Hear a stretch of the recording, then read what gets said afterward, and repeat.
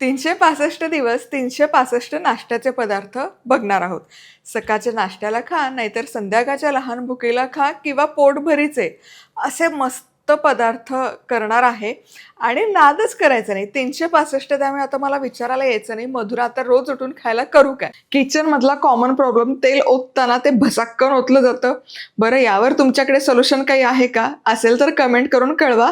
मी तर शुक्रवारी मस्त सोल्युशन घेऊन येत आहे दुपारी बरोबर 1:30 वाजता मधुराज रेसिपी मराठीवर. नमस्कार, मी मधुरा. मधुराज रेसिपी मराठीमध्ये तुम्हा सर्वांचं खूप खूप खूप मनापासून स्वागत. लॉकडाऊनमध्ये 365 दिवस न्याहारीचे पदार्थ हे पुस्तक प्रकाशित केलं होतं. तेव्हापासून ही फार इच्छा होती की ही आता सिरीज आपण डिजिटलला पण आणली पाहिजे. तोच हेतू उराशी बाळगून ही पूर्ण सिरीज केली आहे. 365 पदार्थ आपण बघणार आहोत, तेही नाश्त्याचे. तर सगळ्यात आधी आपण करतोय छानपैकी ढोकळा. तर याकरता साहित्य काय काय घेतलं ते बघूया. 1 कप तांदूळाचं पीठ, अर्धा कप जाड रवा, 1/3 कप दही. सगळ्यात आधी ना रवा धुवून घ्यायचा. मला काय माहित, मला असं रवा धुवून घेतलेला फार बरं वाटतं. न भाजलेला अर्धा कप जाड रवा आहे.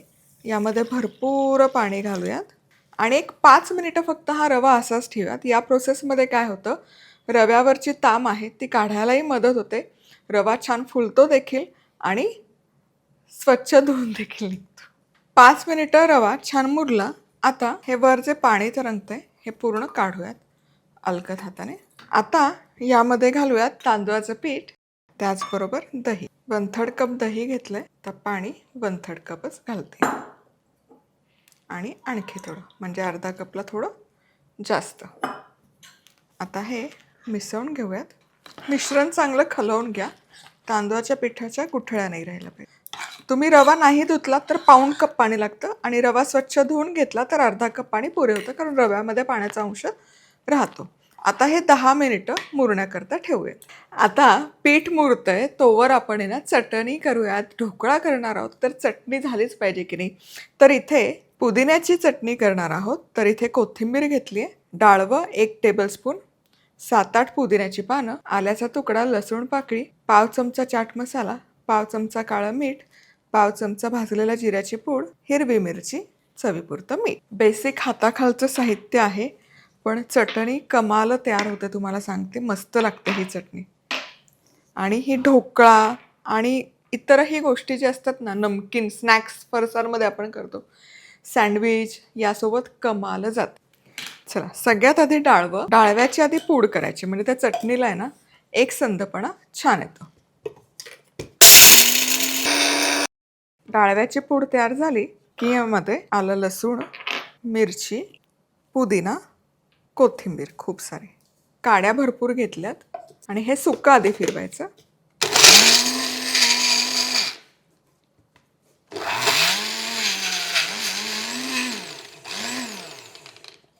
बघा, सुकं पण छान फिरलं गेलं. ही झाली तुमची सुकी चटणी तयार. यामध्ये चाट मसाला, जिरेपूड, काळं मीठ, चवीपुरतं साधं मीठ आणि बर्फ घालूयात, म्हणजे त्या चटणीला रंग छान येतो. रंग अजिबात बदलत नाही. आणि हे पुन्हा आता मिक्सरला फिरवायचं. चला, बर्फाच्या खड्यांमुळे काय होतं ना, या मिक्सरच्या भांड्याचं तापमान वाढत नाही आणि त्यामुळे चटणीचा हिरवा कच्चा रंग आहे तो आहे तसा टिकून राहतो. कन्सिस्टन्सी छान येते आणि दिसतेही कमाल. हे बघा, पाण्याचा वापर केलाच नाही आहे बघा. वा, आणि इथे बर्फाचा खडा आहे, हा छोटूसा राहिला आहे, पण हे बघा काय सुंदर रंग आलाय. एक संध झाली आहे आणि दिसतीये बहारदार. चला, आता ढोकळा आपण वाफवायला लावूयात. तर इथे 12 इंच व्यासाची खोलकट थाळी मी घेतली आहे. यावर थोडंसं तेल लावून घेऊयात. आता ढोकळा करा, इडली करा, सगळ्यात महत्त्वाची गोष्ट ती असते गरम गरम उकळतं पाणी हवं. तर मी इथे ऑलरेडी स्टीमरमध्ये पाणी उकळायला ठेवलं आहे आणि इथे हे जे मिश्रण आहे हे बघा सुंदर दिसतंय. 15 मिनिटं ठेवलं होतं चटणी होईपर्यंत फक्त आणि व्यवस्थित झालं आहे. आता यामध्ये घालूयात चवीपुरतं मीठ आणि फ्रूट सॉल्ट 1 चमचा. आता हे पुन्हा छान ढवळून घ्यायचं. जसं मी तुम्हाला म्हणलं, पाणी इथे तापायला ठेवलं होतं. आता यामध्ये आता ही अशी जाळी ठेवायची, त्यावर असं एक डिश ठेवायची किंवा खोलगट भांडं त्याला जरा वजन द्यायचं, म्हणजे ढोकळ्याची प्लेट इकडे तिकडे हलणार नाही. आता या प्लेटवर प्लेट स्टीमरमध्ये ठेवल्यावर लगेलग हे पीठ आपण यामध्ये घालूयात. याला आहे ना लगोलग उष्णता मिळाली पाहिजे बघा, अगदी महत्त्वाची गोष्ट आहे. आता या ढोकळ्यावर थोडंसं लाल तिखट पण पेरते, म्हणजे दिसायला छान दिसतं, अगदीच सफेद नाही दिसत. आणि थोडी मिरपूड पण अशी भुरभुरायची.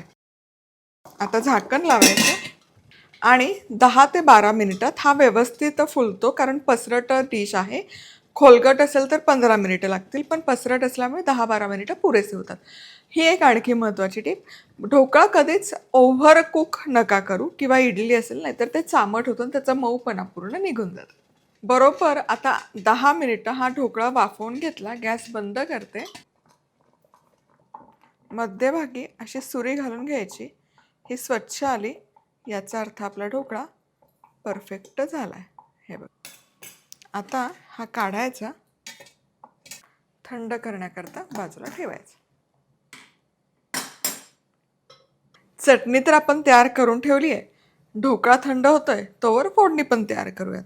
तर इथे 1 चमचाभर तेल गरम केलं. सगळ्यात आधी मोहरी छान तडतडायला सुरुवात झाली की गॅस बंद करायचा, म्हणजे पुढची फोडणी करपत नाही. हिंग, पांढरे तीळ, पोटात चीर दिलेली हिरवी मिरची. लगोलग झाकण ठेवायचं. झाकण ठेवलं की फोडणी छान मुरते, ती मिरची पण छान मुरते आणि या फोडणीचा स्वाद ढोकळ्यावर कमाल लागतो. ढोकळा आता थंड झालाय. पीसेस कट करूयात. ढोकळा असो, केक असो, आता ही मधुराज रेसिपीचं सुरी आहे. हे बघा, जिथे फाईन आणि शार्प कट लागतात ना, तिथे ही लांबडीवाली म्हणजे लॉंग नाईफ वापरायची. आणि कायम आहे ना मध्यभागातून कट करायला सुरुवात करायचं, म्हणजे ढोकळ्याला आहे ना पीसेस एकसारखे पडायला मदत होतात. हे चौकोनी करू शकता, पण मी जरा डायमंड शेप करून घेते, म्हणजे नेहमीचाच खायचा प्रकार, पण जरा चवीला वेगळा, दिसायला वेगळा. चला आता ढोकळ्यावर फोडणी घेऊयात घालून. फोडणी छान सेटल होते, मिरची छान शिजते आणि ही अशी दडपून ठेवलेली फोडणी चवीला बहारदार लागते. आता बारीक चिरलेली कोथिंबीर. काय कमाल दिसतंय बघा. आता काढूनही बघूयात. वा वा, हे बघा काय सुरेख टेक्स्चर आलं आहे ढोकळ्याला. एकदम मऊ लुसलुशीत होतो आणि चवही कमाल होते बघा, बहारदार.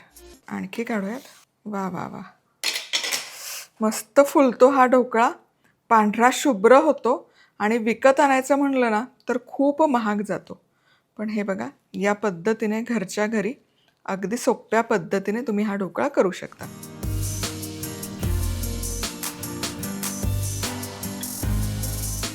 तर हे जे प्रमाण घेतलंय आपण, 1 कप तांदूळाचं पीठ आणि अर्धा कप रवा, यामध्ये म्हणजे साईड कड जरी सोडली तरी 24 ढोकळ्यांचे पीसेस व्यवस्थित तयार होतात.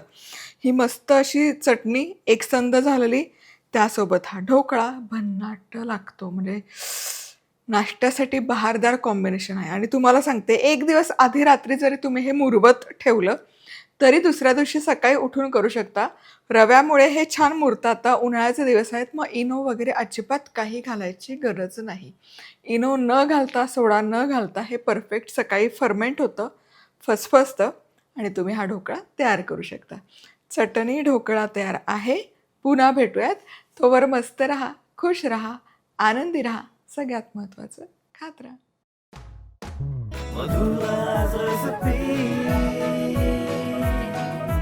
मधुराज रेसिपी, महाराष्ट्राची अस्सल चव.